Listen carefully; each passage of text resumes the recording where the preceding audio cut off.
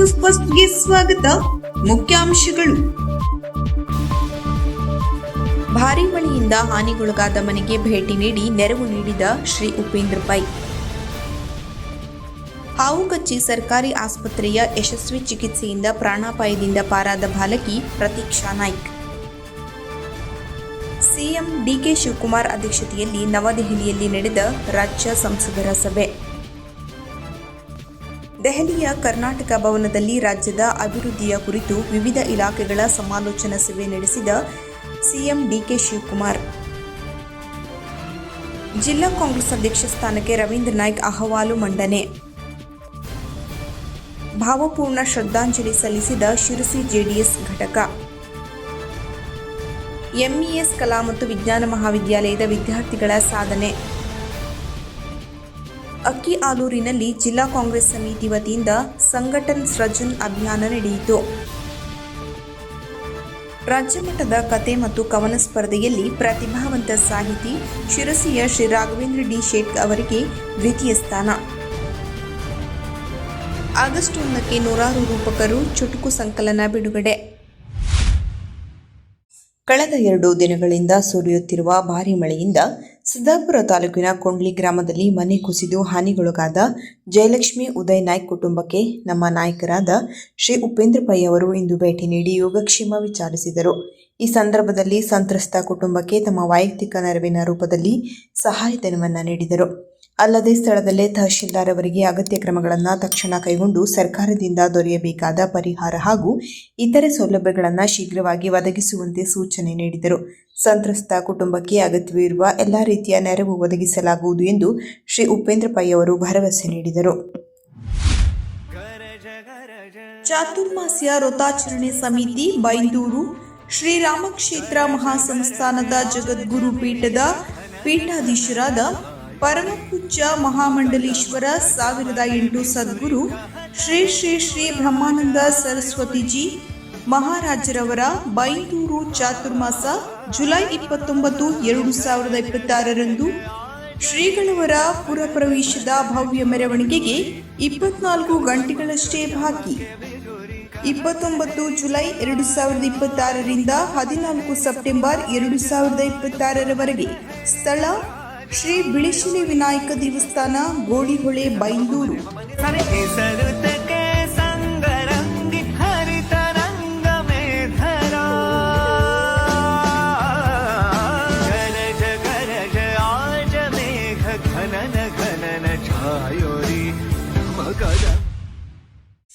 ಸಾಮಾನ್ಯವಾಗಿ ಸರ್ಕಾರಿ ಆಸ್ಪತ್ರೆ ಎಂದರೆ ಮೂಗು ಮುರಿಯುವವರೇ ಹೆಚ್ಚು ಜನರಿರುವಾಗ ನಮ್ಮ ಶಿರಸಿ ಸರ್ಕಾರಿ ಆಸ್ಪತ್ರೆ ಇದಕ್ಕೆ ಅಪವಾದ ಎಂಬಂತೆ ವಿಷಕಾರಿ ಹಾವು ಕಚ್ಚಿ ಅಪಾಯದ ಸ್ಥಿತಿಯಲ್ಲಿದ್ದ 4 ವರ್ಷದ ಬಾಲಕಿ ಪ್ರತೀಕ್ಷಾ ನಾಯ್ಕ್ ಇವಳಿಗೆ ಯಶಸ್ವಿಯಾಗಿ ಚಿಕಿತ್ಸೆ ನೀಡುವ ಮೂಲಕ ಮರುಜನ್ಮ ನೀಡಿದ್ದಾರೆ. ಕಳೆದ 4 ದಿನಗಳ ಹಿಂದೆ ಕೊರ್ಲಕಟ್ಟಾದ ಪ್ರತೀಕ್ಷಾ ನಾಯ್ಕ್ ತನ್ನ ಪಾಲಕರೊಂದಿಗೆ ದೇವಸ್ಥಾನಕ್ಕೆ ಹೋದ ಸಂದರ್ಭದಲ್ಲಿ ವಿಷಕಾರಿ ಕೊಳಕಮಂಡಲ ಹಾವು ಹೊರಗೆ ಆಟವಾಡುತ್ತಿದ್ದ ಪ್ರತೀಕ್ಷಾಳ ತಲೆಗೆ ಕಚ್ಚಿ ವಿಷಕಾರಿತ್ತು. ಹಾವನ್ನು ನೋಡಿ ಹೆದರಿದ ಬಾಲಕಿ ಪಾಲಕರನ್ನ ಅತ್ತು ಕರೆದಿದ್ದರಿಂದ ಪಾಲಕರು ತಕ್ಷಣವೇ ಶಿರಸಿ ಸರ್ಕಾರಿ ಆಸ್ಪತ್ರೆಗೆ ತಂದು ಚಿಕಿತ್ಸೆಗೆ ಒಳಪಡಿಸಿದ್ದರು.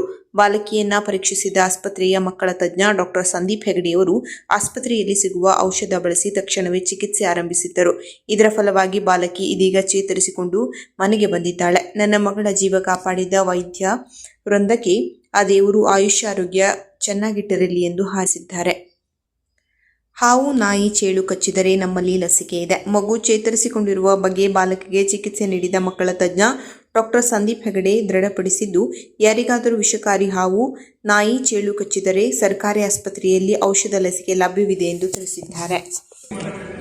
ನಮ್ಮ ಮಗುಗೆ ಶುಕ್ರವಾರ ದಿನ ಬೆಳಗ್ಗೆ ನಾವು ದೇವಸ್ಥಾನಕ್ಕೆ ಪೂಜೆ ಹೋಗ್ಬೇಕು. ನಾವು ಅಲ್ಲೇ ವಯರ್ ಮೇಲೆ ಇದ್ದದ್ದು ನಮ್ಮ ಕಣ್ಣಿಗೆ ಕಾಣಲೇ ಇಲ್ಲ. ಪೂಜೆ ಮಾಡ್ತಾ ಇರುವಾಗ ಹಾವು ಮಗುವಿಗೆ ನೀರಾಗ ಹಾಕ್ಬೇಕಾದ್ರೆ ಮಗುವಿಗೆ ಹಾವು ಇಲ್ಲಿ ಕಚ್ಚಿತು. ನಂತರ ನಾವು ನೋಡಿದ್ಮೇಲೆ ಬ್ಲಡ್ ಕೊಡ್ತಾ ಇರ್ತೀವಿ. ಕಡೆಗೆ ಮನೆಗೆ ಕರ್ಕೊಂಡ್ಬಂದ್ರೆ ಈ ಥರ ಹಾವು ಅಂತ ಹೇಳಿದಾಗ ತಾಯಿಯವರು ಅದಕ್ಕೆ ಬಾಸಕಾಯಿ ಅಂತ ಹೇಳಿ ನಂಜಿಗಾಗಿ ಬಾಸಕಾಯಿ ಹಾಕಿ ಮತ್ತೆ ಬಾಯಲ್ಲಿ ತಿನ್ಲಿಕ್ಕೂ ಕೂಡ ಕೊಟ್ಟರು ಮಗುವಿಗೆ. ಆಮೇಲೆ ನಾವು ಹಾವನ್ನ ತಗೊಬಂದು ಒಂದು ಕವರ್ಲ್ ಹಾಕೊಂಡು ಮಗು ಕರ್ಕೊಂಡು ಸೀದಾ ಪೇಟೆಗೆ ಬಂದ್ವಿ. ಅಂದ್ರೆ ಗೌರ್ಮೆಂಟ್ ಹಾಸ್ಪಿಟ್ಲಿಗೆ ಬಂದ ಕೂಡಲೇ ಸಂದೀಪ್ ಹೆಗಡೆ ಅವರು ಡಾಕ್ಟರ್ ಅವರು ಬಂದರು. ನಿನಗೆ ಈ ತರ ಹಾವು ಕಟ್ಟಿದ ಅಂದಾಗ ಇಲ್ಲ ಮೆಡಿಸಿನ್ ಮಾಡಬೇಕು ಮಗುಗೆ. ಅವ್ರು ಮೆಡಿಸಿನ್ ಮಾಡ್ಬೇಕು ಅಂದ ಕೂಡಲೇ ಅವರು 10 ಇಂಜೆಕ್ಷನ್ ಹಾಕ್ಬೇಕು. ಅವಾಗ ಒಂದು ತಾಸು ಒಳಗಡೆ ಮಗುಗೇನಾದ್ರು ಉಸಿರಾಡುತ್ತೋ ಈ ತರ. ಜಲಸಂಪನ್ಮೂಲ ಇಲಾಖೆಯನ್ನ ಹೊರತುಪಡಿಸಿ ಕೇಂದ್ರ ಸರ್ಕಾರದಿಂದ ಬಾಕಿ ಇರುವ ಪ್ರಮುಖ ಯೋಜನೆಗಳಿಗೆ ಅನುಮೋದನೆ, ಅನುದಾನಗಳು ಸೇರಿದಂತೆ ಒಟ್ಟು 13 ಅಂಶಗಳ ಬಗ್ಗೆ ಸಿಎಂ ಡಿಕೆ ಶಿವಕುಮಾರ್ ಅವರು ಕೇಂದ್ರ ಸಚಿವರು ಹಾಗೂ ರಾಜ್ಯದ ಸಂಸದರ ಜೊತೆ ಚರ್ಚೆ ನಡೆಸಿದರು. ನವದೆಹಲಿಯ ಕರ್ನಾಟಕ ಭವನದಲ್ಲಿ ಸೋಮವಾರ ಸಿಎಂ ಡಿಕೆ ಶಿವಕುಮಾರ್ ಅವರ ಜೊತೆಯಲ್ಲಿ ನಡೆದ ರಾಜ್ಯದ ಎಲ್ಲಾ ಸಂಸದರ ಜೊತೆಗಿನ ಸಭೆಯಲ್ಲಿ ಈ ಯೋಜನೆಗಳ ಅನುಮೋದನೆಗೆ ಕೇಂದ್ರ ಸರ್ಕಾರದ ಮೇಲೆ ಒತ್ತಡ ಹೇರಲು ಮನವಿ ಮಾಡಲಾಯಿತು. ರಾಜ್ಯದ ವಿವಿಧ ವಿಧೇಯಕಗಳಿಗೆ ಅನುಮೋದನೆ ಸೇರಿದಂತೆ ಗ್ರಾಮ ಪಂಚಾಯಿತಿಗಳ 15ನೇ ಹಣಕಾಸು ಅನುದಾನ, ಸಾಗರಮಾಲಾ 2.0 ಯೋಜನೆಗಳು, ಕುದುರೆಮುಖ ರಾಷ್ಟ್ರೀಯ ಉದ್ಯಾನವನದಿಂದ ಕುಟುಂಬಗಳ ಸ್ಥಳಾಂತರ, ರಕ್ಷಣಾ ಇಲಾಖೆಯ ಭೂಮಿ ರಾಜ್ಯ ಸರ್ಕಾರಕ್ಕೆ ವರ್ಗಾವಣೆ, ಬೆಂಗಳೂರು ರಿಂಗ್ ರಸ್ತೆ, ಕೋಲಾರ ರೈಲ್ವೆ ಕೋಚ್ ಕಾರ್ಖಾನೆ, ಬೆಂಗಳೂರು ಉಪನಗರ ರೈಲು ಯೋಜನೆ, ಬೆಂಗಳೂರು ಮುಂಬೈ ಅತಿ ವೇಗದ ರೈಲು ಮಾರ್ಗ, ಎಚ್ಎಎಲ್ ವಿಮಾನ ನಿಲ್ದಾಣವನ್ನು ವಾಣಿಜ್ಯ ಬಳಕೆಗೆ ಪುನರಾರಂಭಿಸುವುದು, ರಾಯಚೂರಿನಲ್ಲಿ ಎಐಐಎಂಎಸ್ ಸ್ಥಾಪನೆ, ತೆಂಗು ಮತ್ತು ಅಡಿಕೆ ಬೆಳೆಗಳ ಕೀಟ ನಿಯಂತ್ರಣ, ಪೊಲೀಸ್ ಆಧುನೀಕರಣ ಬಗ್ಗೆ ಗಮನಹರಿಸುವಂತೆ ಸಭೆಯಲ್ಲಿ ಕೋರಲಾಯಿತು. ಅಲ್ಲದೆ ಈ ವಿಧೇಯಕಗಳಿಗೆ ಗೃಹ ಸಚಿವಾಲಯ ಹಾಗೂ ಸಂಬಂಧಿತ ಕೇಂದ್ರ ಸಚಿವಾಲಯಗಳೊಂದಿಗೆ ತ್ವರಿತ ಒಪ್ಪಿಗೆ ಕೊಡಬೇಕೆಂದು ಚರ್ಚಿಸಲಾಯಿತು. ಈ ಸಂದರ್ಭದಲ್ಲಿ ಸಂಸದ ವಿಶ್ವೇಶ್ವರ ಹೆಗಡೆ ಕಾಗೇರಿ ಸೇರಿದಂತೆ ರಾಜ್ಯದ ಬಿಜೆಪಿ ಮತ್ತು ಕಾಂಗ್ರೆಸ್ ಸಂಸದರು ಉಪಸ್ಥಿತರಿದ್ದರು. ಮೇಕೆದಾಟು, ಮಹದಾಯಿ ಸೇರಿದಂತೆ ರಾಜ್ಯದ ಕುಡಿಯುವ ನೀರು, ಜಲಸಂಪನ್ಮೂಲ ಯೋಜನೆಗಳ ಸ್ಥಿತಿಗತಿ, ರಾಜ್ಯದ ಜಲಾಶಯಗಳಲ್ಲಿನ ನೀರಿನ ಪರಿಸ್ಥಿತಿ ಮತ್ತಿತರ ವಿಚಾರಗಳ ಬಗ್ಗೆ ಸಿಎಂ ಡಿಕೆ ಶಿವಕುಮಾರ್ ಅವರು ಕಾನೂನು ಮತ್ತು ಜಲಸಂಪನ್ಮೂಲ ಇಲಾಖೆಗಳ ಹಿರಿಯ ಅಧಿಕಾರಿಗಳ ಜೊತೆ ದೆಹಲಿಯ ಕರ್ನಾಟಕ ಭವನದಲ್ಲಿ ಸೋಮವಾರ ಸಮಾಲೋಚನೆ ನಡೆಸಿದರು. ಈ ಸಂದರ್ಭದಲ್ಲಿ ಸಚಿವ ರಾಮಲಿಂಗಾರೆಡ್ಡಿ, ದೆಹಲಿಯಲ್ಲಿ ಕರ್ನಾಟಕದ ವಿಶೇಷ ಪ್ರತಿನಿಧಿ TB Jayachandra, Karnataka advocate general Shashikiran Shetty, ಅಪರ ಮುಖ್ಯ ಕಾರ್ಯದರ್ಶಿ ಗೌರವ್ ಗುಪ್ತಾ, ಸಿಎಂ ಕಾರ್ಯದರ್ಶಿ ನಕುಲ್, ತಾಂತ್ರಿಕ ಸಲಹೆಗಾರ ಜಯಪ್ರಕಾಶ್ ಮತ್ತಿತರರು ಉಪಸ್ಥಿತರಿದ್ದರು. ಉತ್ತರ ಕನ್ನಡ ಜಿಲ್ಲಾ ಕಾಂಗ್ರೆಸ್ ಅಧ್ಯಕ್ಷ ಸ್ಥಾನಕ್ಕೆ ಸಂಬಂಧಿಸಿ ಅಭ್ಯರ್ಥಿಯಾಗುವ ಆಕಾಂಕ್ಷಿಯ ಅಭಿಲಾಷೆಯನ್ನು ರಾಷ್ಟ್ರೀಯ ಕಾಂಗ್ರೆಸ್ ಪಕ್ಷದ ವೀಕ್ಷಕಿಯವರಲ್ಲಿ ವ್ಯಕ್ತಪಡಿಸಿದ್ದೇನೆ ಎಂದು ಜಿಲ್ಲಾ ಕಾಂಗ್ರೆಸ್ ಪ್ರಚಾರ ಸಮಿತಿ ಅಧ್ಯಕ್ಷ ರವೀಂದ್ರ ನಾಯ್ಕ್ ತಿಳಿಸಿದ್ದಾರೆ. ಜಿಲ್ಲಾ ಕಾಂಗ್ರೆಸ್ ಅಧ್ಯಕ್ಷರ ಆಯ್ಕೆಗೆ ಅಭಿಪ್ರಾಯ ಸಂಗ್ರಹಿಸಲು ಬನವಾಸಿ ಬ್ಲಾಕ್ ಕಾಂಗ್ರೆಸ್ ಕಾರ್ಯಕರ್ತರ ಸಭೆಗೆ ಆಗಮಿಸಿದ ಅಸ್ಸಾಂ ರಾಜ್ಯ ಪ್ರದೇಶದ ಕಾಂಗ್ರೆಸ್ ಪಕ್ಷದ ಕಾರ್ಯಾಧ್ಯಕ್ಷ ಹಾಗೂ ರಾಷ್ಟ್ರೀಯ ಕಾಂಗ್ರೆಸ್ ಪಕ್ಷದ ವೀಕ್ಷಕಿಯಾದ ರೋಸಲಿನ್ ಟರ್ಕಿ ಅವರಲ್ಲಿ ಅಹವಾಲು ಮಂಡಿಸಿದ್ದೇನೆ ಎಂದು ಅವರು ತಿಳಿಸಿದರು. ಅಪೇಕ್ಷಿಸಿದ ಅಭ್ಯರ್ಥಿಗಳಿಗೆ ಅರ್ಜಿ ನಮೂನೆ ವಿತರಿಸುತ್ತಿದ್ದು, ಎಲ್ಲ ಆಕಾಂಕ್ಷಿಗಳ ಅರ್ಜಿಗಳನ್ನು ಆಗಸ್ಟ್ 1ರಂದು ಶಿರಸಿಯಲ್ಲಿ ಜರುಗುವ ಜಿಲ್ಲಾ ಕಾಂಗ್ರೆಸ್ ಕಾರ್ಯಕಾರಿ ಸಮಿತಿ ಸಭೆಯಲ್ಲಿ ಸ್ವೀಕರಿಸಲಾಗುವುದು.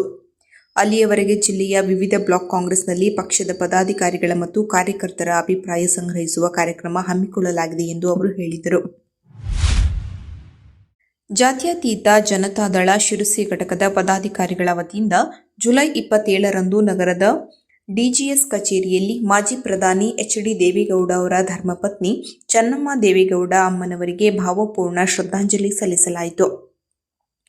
ಈ ಸಂದರ್ಭದಲ್ಲಿ ಜೆಡಿಎಸ್ ಜಿಲ್ಲಾಧ್ಯಕ್ಷರಾದ ಶ್ರೀ ಸೂರಜ್ ನಾಯ್ಕ್ ಸೋನಿ, ಜೆಡಿಎಸ್ ಉತ್ತರ ಕನ್ನಡ ಜಿಲ್ಲಾ ಕಾರ್ಯಾಧ್ಯಕ್ಷರಾದ ಉಪೇಂದ್ರ ಪೈ ಶಿರಸಿ, ನಗರ ಘಟಕದ ಅಧ್ಯಕ್ಷರಾದ ರಾಜು ಅಂಬಿಗೇರ, ಗ್ರಾಮೀಣ ಘಟಕದ ಅಧ್ಯಕ್ಷರಾದ ಗಜಾನನ್ ಕಲ್ಮನೆ, ಯುವ ಘಟಕದ ಆದರ್ಶ್ ನಾಯ್ಕ್, ಅಲ್ಪಸಂಖ್ಯಾತರ ಘಟಕದ ಸನ್ವರ್ ಪಠಾಣ್, ಪರಶುರಾಮ್ ಜೋಗ್ಳೇಕರ್, ರಾಘವೇಂದ್ರ ಸಿರ್ಸಿಕರ್ ಹಾಗೂ ಪ್ರಮುಖ ಜೆಡಿಎಸ್ ಕಾರ್ಯಕರ್ತರು ಉಪಸ್ಥಿತರಿದ್ದರು.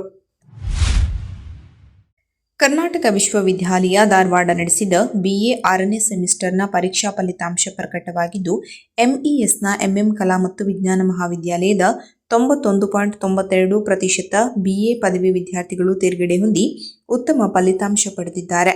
ಒಟ್ಟಾರೆಯಾಗಿ ಎಲ್ಲಾ ಸೆಮಿಸ್ಟರ್ ಫಲಿತಾಂಶ ಸೇರಿದಂತೆ ಕಾಲೇಜಿನ ಕಲಾ ವಿಭಾಗದ ವಿದ್ಯಾರ್ಥಿಗಳಾದ ಉಷಾ ಸ್ವಾದಿ ಹಾಗೂ ಸುಮನ್ ಪಿ 8.89 ಸಿಜಿಪಿಎಯೊಂದಿಗೆ ಪ್ರಥಮ, ಸುಪ್ರಿಯಾ ಚೌಹಾಣ್ 8.87 ಸಿಜಿಪಿಎಯೊಂದಿಗೆ ದ್ವಿತೀಯ, ಕಾವ್ಯ ತಿಪ್ಪಕ್ಕನವರ್ 9.85 ಸಿಜಿಪಿಎಯೊಂದಿಗೆ ತೃತೀಯ ಸ್ಥಾನ ಪಡೆದು ಮಹಾವಿದ್ಯಾಲಯಕ್ಕೆ ಕೀರ್ತಿ ತಂದಿದ್ದಾರೆ. ಅತ್ಯುತ್ತಮ ಫಲಿತಾಂಶದ ಮೂಲಕ ಕಾಲೇಜಿಗೆ ಕೀರ್ತಿ ತಂದ ಈ ಎಲ್ಲ ವಿದ್ಯಾರ್ಥಿ ಸಮೂಹವನ್ನು ಎಂಇಎಸ್ ಅಧ್ಯಕ್ಷ ಜಿಎಂ ಹೆಗಡೆ ಮುಳ್ಕಂಡ, ಕಾಲೇಜು ಉಪಸಮಿತಿ ಅಧ್ಯಕ್ಷ ಎಸ್ಕೆ ಭಾಗವತ್, ಪ್ರಾಚಾರ್ಯ ಪ್ರೊಫೆಸರ್ ಜಿಟಿ ಭಟ್ ಹಾಗೂ ಎಲ್ಲ ಬೋಧಕ ಬೋಧಕೇತರ ಸಿಬ್ಬಂದಿಗಳು ಅಭಿನಂದಿಸಿದ್ದಾರೆ. ಕಾಂಗ್ರೆಸ್ ಪಕ್ಷದ ಸಂಘಟನೆಯಲ್ಲಿ ಹೊಸ ಬದಲಾವಣೆ ತರಲಾಗಿದೆ. ಕಾರ್ಯಕರ್ತರ ಅಭಿಪ್ರಾಯ ಆಧರಿಸಿ ಜಿಲ್ಲಾ ಕಾಂಗ್ರೆಸ್ ಸಮಿತಿಗೆ ಯೋಗ್ಯ ಮತ್ತು ಸಮರ್ಥ ವ್ಯಕ್ತಿಯನ್ನ ಅಧ್ಯಕ್ಷರನ್ನಾಗಿ ಆಯ್ಕೆ ಮಾಡಲಾಗುತ್ತಿದೆ ಎಂದು ಸಂಘಟನ್ ಸೃಜನ್ ಅಭಿಯಾನದ ಎಐಸಿಸಿ ಉಸ್ತುವಾರಿ ಆಂಧ್ರಪ್ರದೇಶದ ಕಾಂಗ್ರೆಸ್ ಸಮಿತಿಯ ಕಾರ್ಯಾಧ್ಯಕ್ಷ ಶೇಖ್ ಮಸ್ತಾನ್ ವಲಿ ಹೇಳಿದರು. ಅವರು ತಾಲೂಕಿನ ಅಕ್ಕಿಆಲೂರಿನ ರಾಯಲ್ ಫಂಕ್ಷನ್ ಹಾಲ್ನಲ್ಲಿ ಕಾಂಗ್ರೆಸ್ ಜಿಲ್ಲಾ ಘಟಕದ ವತಿಯಿಂದ ಜರುಗಿದ ಅಕ್ಕಿಆಲೂರು ಬ್ಲಾಕ್ ಕಾಂಗ್ರೆಸ್ ಮಟ್ಟದ ಸಂಘಟನ್ ಸೃಜನ್ ಅಭಿಯಾನದಲ್ಲಿ ಭಾಗವಹಿಸಿ ಅವರು ಮಾತನಾಡಿದರು. ಶಾಸಕ ಶ್ರೀನಿವಾಸ್ ಮಾನೆ ಮಾತನಾಡಿ, ತಮಿಳುನಾಡು ಮತ್ತು ತೆಲಂಗಾಣ ರಾಜ್ಯದ 6 ಜಿಲ್ಲೆಗಳ ಕಾಂಗ್ರೆಸ್ ಸಮಿತಿಯ ಅಧ್ಯಕ್ಷರ ನೇಮಕ ಮಾಡುವ ಅಭಿಯಾನದಲ್ಲಿ ಉಸ್ತುವಾರಿಯಾಗಿ ಕೆಲಸ ಮಾಡುವ ಅವಕಾಶವನ್ನು ಎಐಸಿಸಿ ನನಗೂ ಸಹ ಕಲ್ಪಿಸಿತ್ತು. ಅಭಿಯಾನದಲ್ಲಿ ಕಾರ್ಯಕರ್ತರ ಅಭಿಪ್ರಾಯಕ್ಕೆ ಹೆಚ್ಚು ಮಹತ್ವ ನೀಡಲಾಗಿದೆ. ಶಾಸಕರ ಅಭಿಪ್ರಾಯಕ್ಕಿಂತ ಕಾರ್ಯಕರ್ತರ ಮನದಾಳದ ಅನಿಸಿಕೆ ಆಧರಿಸಿ ಜಿಲ್ಲಾ ಸಮಿತಿಯ ಅಧ್ಯಕ್ಷರ ಆಯ್ಕೆ ನಡೆಯಲಿದೆ. ಮುಂಬರುವ ದಿನಗಳಲ್ಲಿ ನಡೆಯುವ ಎಲ್ಲ ಚುನಾವಣೆಗಳಲ್ಲಿ ಕಾಂಗ್ರೆಸ್ ಪಕ್ಷಕ್ಕೆ ಗೆಲುವಾಗಬೇಕಿದೆ. ಅದಕ್ಕಾಗಿ ಬೂತ್ ಮಟ್ಟದಿಂದ ಇನ್ನಷ್ಟು ಬಲಪಡಿಸಬೇಕೆಂದು ಕರೆ ನೀಡಿದರು. ವೈದ್ಯಲೋಕ ಆರೋಗ್ಯ ಮಾಸಪತ್ರಿಕೆ ವತಿಯಿಂದ ಆಯೋಜಿಸಲಾದ ಆರೋಗ್ಯ ಜಾಗೃತಿಗಾಗಿ ರಾಜ್ಯಮಟ್ಟದ ಕಥೆ ಮತ್ತು ಕವನ ಸ್ಪರ್ಧೆ 2026ರ ಸಾರ್ವಜನಿಕ ವಿಭಾಗದಲ್ಲಿ ಪ್ರತಿಭಾವಂತ ಸಾಹಿತಿ ಶಿರಸಿಯ ಶ್ರೀ ರಾಘವೇಂದ್ರ ಡಿ ಶೇಟ್ ಅವರು ತಮ್ಮ ಕಥೆಯ ಮೂಲಕ ದ್ವಿತೀಯ ಸ್ಥಾನ ಪಡೆದಿದ್ದಾರೆ. ಈ ಪ್ರತಿಷ್ಠಿತ ಸ್ಪರ್ಧೆಗೆ ರಾಜ್ಯದ ವಿವಿಧ ಜಿಲ್ಲೆಗಳಿಂದ 500ಕ್ಕೂ ಹೆಚ್ಚು ಕಥೆ ಹಾಗೂ ಕವನಗಳು ಸಲ್ಲಿಕೆಯಾಗುತ್ತಿದ್ದವು. ಇಂತಹ ತೀವ್ರ ಸ್ಪರ್ಧೆಯಲ್ಲಿ ದ್ವಿತೀಯ ಸ್ಥಾನ ಗಳಿಸುವುದು ಅವರ ಸಾಹಿತ್ಯ ಪ್ರತಿಭೆ, ಸಾಮಾಜಿಕ ಕಾಳಜಿ ಹಾಗೂ ಸೃಜನಶೀಲತೆಯ ಪ್ರತೀಕವಾಗಿದೆ. ಪ್ರಶಸ್ತಿ ಪ್ರದಾನ ಸಮಾರಂಭವು ಶೀಘ್ರದಲ್ಲೇ ಬೆಂಗಳೂರು ಮಣಿಪಾಲ್ ಸೆಂಟರ್ನಲ್ಲಿ ನಡೆಯಲಿದ್ದು, ಈ ಸಂದರ್ಭದಲ್ಲಿ ಅವರಿಗೆ ಅಧಿಕೃತವಾಗಿ ಪ್ರಶಸ್ತಿ ಪ್ರದಾನ ಮಾಡಲಾಗುತ್ತಿದೆ. ಹಿರಿಯ ಪತ್ರಕರ್ತ ಜಯರಾಮ್ ಹೆಗಡೆ ಅವರ 100 ರೂಪಕರು ಚುಟುಕು ಸಂಕಲನ ಬಿಡುಗಡೆ ಕಾರ್ಯಕ್ರಮ ಆಗಸ್ಟ್ 1ರ ಮಧ್ಯಾಹ್ನ 3:30ಕ್ಕೆ ನಗರದ ನೆಮ್ಮದಿ ಕುಟೀರದಲ್ಲಿ ನಡೆಯಲಿದೆ. ಸಾಹಿತ್ಯ ಸಂಚಲನ ಹಾಗೂ ನೆಮ್ಮದಿ ಕುಟೀರದ ಮಾಸದ ಮಾತು ಸಹಯೋಗದಲ್ಲಿ ನಡೆಯುವ ಕಾರ್ಯಕ್ರಮದಲ್ಲಿ ಸಾಮಾಜಿಕ ಧುರೀಣ ಶ್ರೀನಿವಾಸ್ ಹೆಬ್ಬಾರ್ ಕೃತಿ ಲೋಕಾರ್ಪಣೆ ಮಾಡುವರು. ಹಿರಿಯ ಸಾಹಿತಿ ಆರ್.ಡಿ. ಹೆಗಡೆ ಆಲ್ಮನಿ ಅಧ್ಯಕ್ಷತೆ ವಹಿಸುವರು. ಹಿರಿಯ ಸಾಹಿತಿ ಪ್ರೊಫೆಸರ್ ಜಿ.ಎ. ಹೆಗಡೆ ಸೋಂದಾ ಕೃತಿ ಪರಿಚಯ ಮಾಡುವರು. ಕಾರ್ಯಕ್ರಮದಲ್ಲಿ ಹೆಚ್ಚಿನ ಸಂಖ್ಯೆಯಲ್ಲಿ ಪಾಲ್ಗೊಳ್ಳುವಂತೆ ಸಂಘಟಕರು ಕೋರಿದ್ದಾರೆ. ಕೊನೆಯಲ್ಲಿ ಮತ್ತೊಮ್ಮೆ ಮುಖ್ಯಾಂಶಗಳು. ಭಾರೀ ಮಳೆಯಿಂದ ಹಾನಿಗೊಳಗಾದ ಮನೆಗೆ ಭೇಟಿ ನೀಡಿ ನೆರವು ನೀಡಿದ ಶ್ರೀ ಉಪೇಂದ್ರ ಪೈ. ಹಾವು ಕಚ್ಚಿ ಸರ್ಕಾರಿ ಆಸ್ಪತ್ರೆಯ ಯಶಸ್ವಿ ಚಿಕಿತ್ಸೆಯಿಂದ ಪ್ರಾಣಾಪಾಯದಿಂದ ಪಾರಾದ ಬಾಲಕಿ ಪ್ರತೀಕ್ಷಾ ನಾಯ್ಕ್. ಸಿಎಂ ಡಿಕೆ ಶಿವಕುಮಾರ್ ಅಧ್ಯಕ್ಷತೆಯಲ್ಲಿ ನವದೆಹಲಿಯಲ್ಲಿ ನಡೆದ ರಾಜ್ಯ ಸಂಸದರ ಸಭೆ. ದೆಹಲಿಯ ಕರ್ನಾಟಕ ಭವನದಲ್ಲಿ ರಾಜ್ಯದ ಅಭಿವೃದ್ಧಿಯ ಕುರಿತು ವಿವಿಧ ಇಲಾಖೆಗಳ ಸಮಾಲೋಚನಾ ಸಭೆ ನಡೆಸಿದ ಸಿಎಂ ಡಿಕೆ ಶಿವಕುಮಾರ್. ಜಿಲ್ಲಾ ಕಾಂಗ್ರೆಸ್ ಅಧ್ಯಕ್ಷ ಸ್ಥಾನಕ್ಕೆ ರವೀಂದ್ರ ನಾಯ್ಕ್ ಅಹವಾಲು ಮಂಡನೆ. ಭಾವಪೂರ್ಣ ಶ್ರದ್ಧಾಂಜಲಿ ಸಲ್ಲಿಸಿದ ಶಿರಸಿ ಜೆಡಿಎಸ್ ಘಟಕ. ಎಂಇಎಸ್ ಕಲಾ ಮತ್ತು ವಿಜ್ಞಾನ ಮಹಾವಿದ್ಯಾಲಯದ ವಿದ್ಯಾರ್ಥಿಗಳ ಸಾಧನೆ. ಅಕ್ಕಿಆಲೂರಿನಲ್ಲಿ ಜಿಲ್ಲಾ ಕಾಂಗ್ರೆಸ್ ಸಮಿತಿ ವತಿಯಿಂದ ಸಂಘಟನ್ ಸೃಜನ್ ಅಭಿಯಾನ ನಡೆಯಿತು. ರಾಜ್ಯಮಟ್ಟದ ಕತೆ ಮತ್ತು ಕವನ ಸ್ಪರ್ಧೆಯಲ್ಲಿ ಪ್ರತಿಭಾವಂತ ಸಾಹಿತಿ ಶಿರಸಿಯ ಶ್ರೀ ರಾಘವೇಂದ್ರ ಡಿ ಶೇಟ್ ಅವರಿಗೆ ದ್ವಿತೀಯ ಸ್ಥಾನ. ಆಗಸ್ಟ್ 1ಕ್ಕೆ 100 ರೂಪಕರು ಚುಟುಕು ಸಂಕಲನ ಬಿಡುಗಡೆ. ಕದಂಬ ನ್ಯೂಸ್ ಫಸ್ಟ್, ನಿರ್ಭೀತಿಯಿಂದ ನಿಮ್ಮ ಪರವಾಗಿ.